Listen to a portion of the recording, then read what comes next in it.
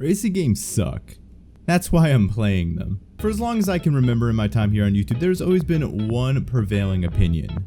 New game bad, old game good.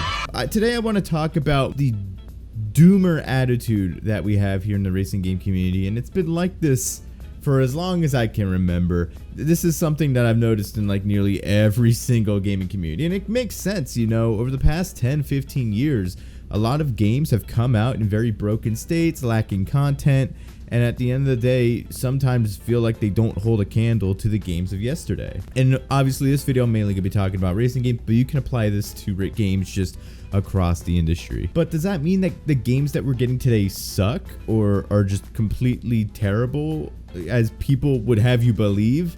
I don't think so whatsoever. You go into the comment section of any Need for Speed game and every Tom, Dick, and Harry is there asking for a reboot of Need for Speed Most Wanted and Need for Speed Underground, because in everybody's minds, it seems that what we're getting today is complete garbage, but what we got yesterday was fan-fucking-tastic. People love to point out the golden era of Need for Speed, from Hot Pursuit 2 all the way up to about Carbon Pro Street, as if that was the era where nobody had any problems with Need for Speed, we had world peace, and that everything was all hunky-dory. But my friends, I've been doing some research, I've been doing some archaeological digging on the internet, and let me tell you, the racing game community of 20 years ago is not that much different than it is today. Don't believe me? You think people didn't compare Forza to Gran Turismo or Need for Speed to Forza back 20 years ago? Well, you're dead wrong. This is a thread from 2005.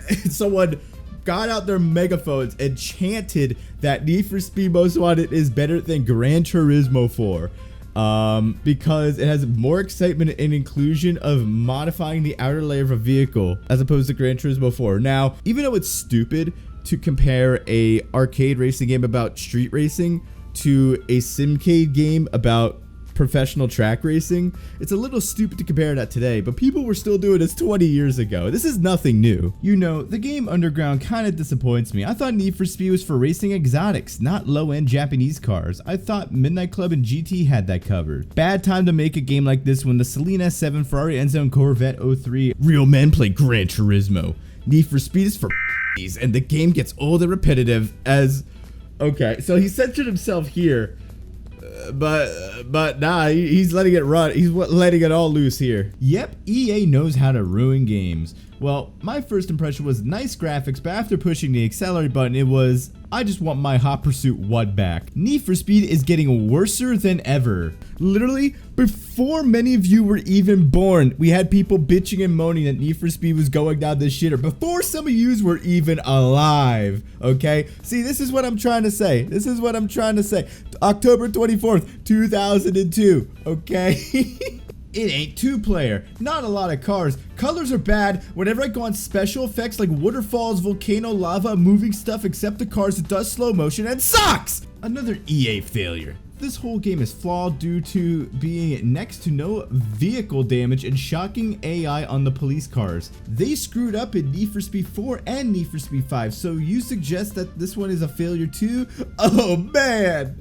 Oh man! Like I said before, people look back at the golden age of Need for Speed games and just games in general. And you could do, this is actually a fun exercise. Look up a game that came out like 10, 15, maybe even 20 years ago and just look up forum discussion afterwards, and you'll find people bitching and moaning about the same things that people bitch and moan about in video games today. Why are so many people going back to Need for Speed Payback right now? I mean, I'm actually making a video on this right now. I'm replaying through Need for Speed Payback, trying to give it an honest, fair shake again, like 7 years after it came out. But also, in that time frame between the time it came out and today, you've had people pick up the game for cheap, or just people have played the game, they got it for a good discount, and they played through it, and they enjoyed it for the amount of money that they spent. You know, that's perfectly fine. And it's really interesting seeing that, because everyone loves to shit talk on Need for Speed Unbound right now, even though I think it's one of the best Need for Speed games in the past couple years.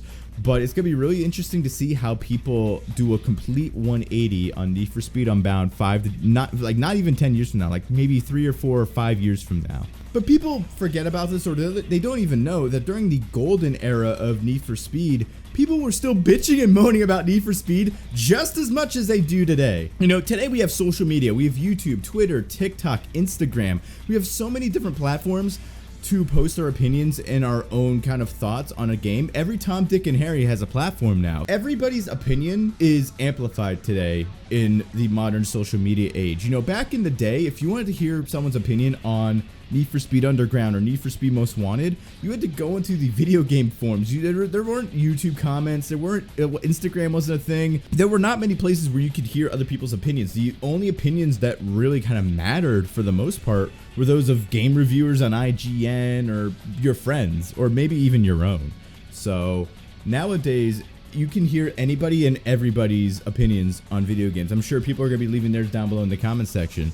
So what I mean by this is a lot of the discourse surrounding the Need for Speed series of 20 years ago, of the golden era, is lost to time. And a lot of the forums that people were discussing this stuff on have since closed. There's not many left. One of the only ones I was able to really find is NeoSeeker here.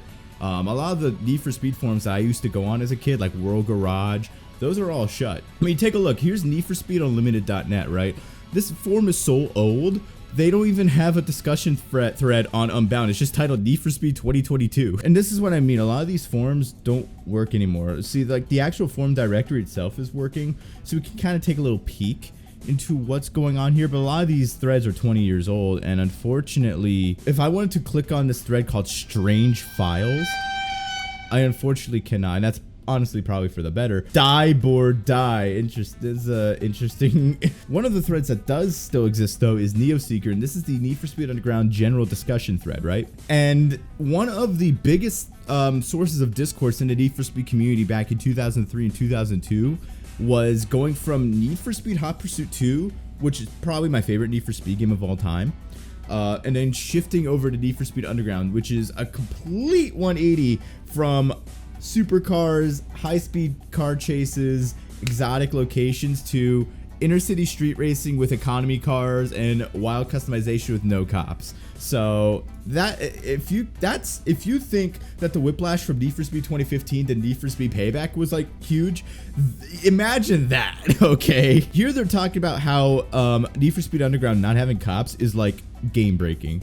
How wrong is that? Illegal street racing without police chases? What are the best things about Hot Pursuit is being chased by the police? That's like taking the cops out of GTA. And then here's someone's disagreeing with them, saying that if you're in a street race, the police come along, you're going to bail out of the race, aren't you? So, and people still do this today. People were doing this 20 years ago. They're trying to apply realistic logic to an arcade racing game. Just hope it's better than the last Need for Speed. Hope it's not like the Midnight Club 2. That was a major disappointment. You see, it's wild seeing all these people, you know, complaining and trash talking games that nowadays everybody reveres. It's like I've stepped into like an alternative universe. But you gotta understand, a lot of you guys weren't even alive when this discussion here was taking place. This is taking place May 28th of 2003. All right, I was in diapers shitting myself when when this thread was out. All right, as much as things change, things stay the same. That's basically what it is. And gamers have always been doomers. And again, nowadays I completely understand. But it's not like shitty games coming out is nothing new. It's just that back in the day, updates weren't really a thing. So if a game came out and was dog shit, that was the end of the road.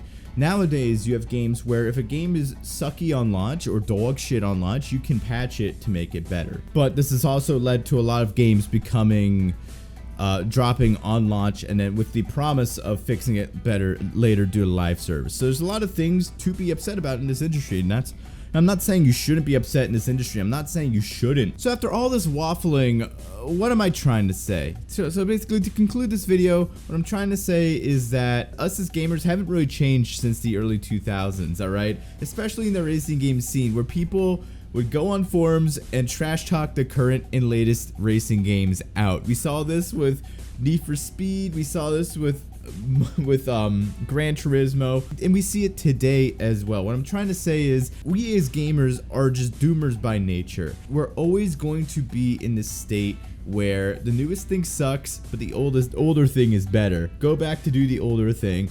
And this is really kind of what I think proves my point against a remaster for Most Wanted or like the Golden Age racing games, is that sure, that may be what you want now because you already like it, but we need to kind of step away from that as in the industry. I would rather have the industry try brand new things and try and innovate a little more, as opposed to just sticking to what sticks, like with Forza, or going back and doing a Need for Speed remaster. I'd rather that racing games try something new. So you may be seeing tons of videos on YouTube talking about how the latest racing game is dog shit, you shouldn't play it, when in reality, a couple years from now, we're probably gonna be saying it's pretty good. That's just unfortunately how we are as gamers. That's how we are when we consume media just as a whole.